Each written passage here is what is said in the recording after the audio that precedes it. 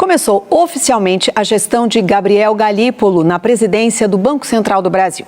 E o SBT Brasil ouviu diferentes economistas para um raio-x dos desafios que ele deve enfrentar, como o controle da inflação e a alta do dólar.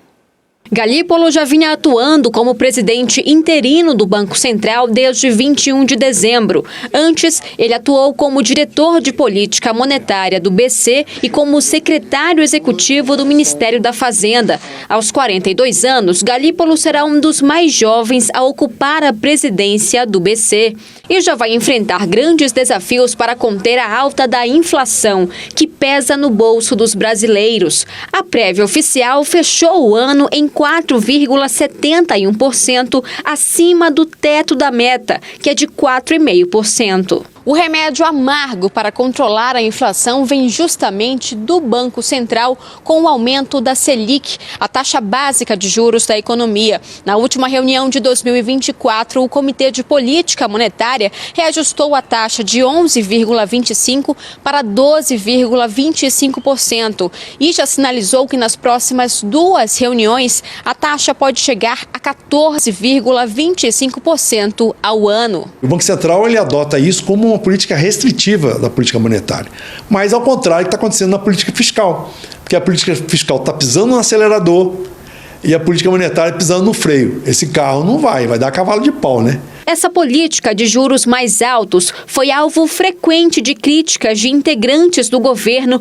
inclusive do próprio presidente da República. Lula não poupou palavras para falar de Roberto Campos Neto, que antecedeu Galípolo e foi indicado por Jair Bolsonaro. Não tem nenhuma explicação os juros da taxa Selic estarem a 11,25.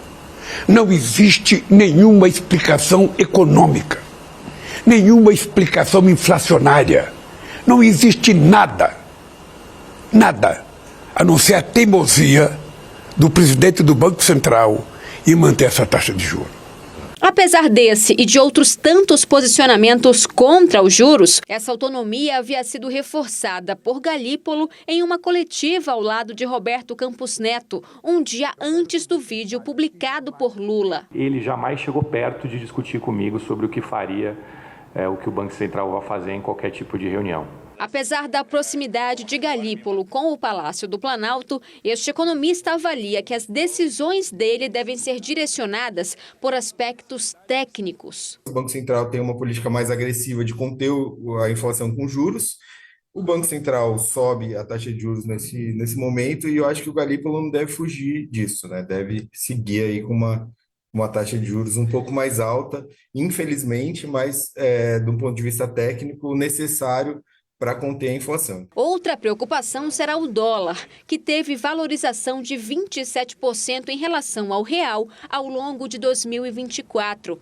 Parte desse aumento é resultado das desconfianças com o pacote de corte de gastos do governo, considerado insuficiente pelo mercado para reequilibrar as contas públicas. Diante da disparada, o Banco Central realizou leilões de reserva da moeda na tentativa de frear o avanço. O Banco Central, nos últimos dias, entrou muito firme no mercado de câmbio, com operações que não se fazia desde 2020.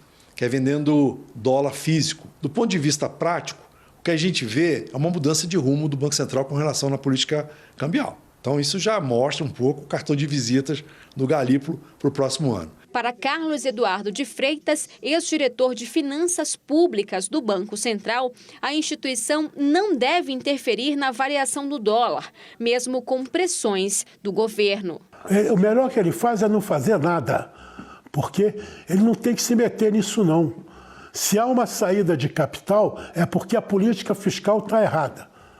E o Banco Central não tem nada que usar a reserva internacional da nação para corrigir barbeiragem do ministro da Fazenda, não.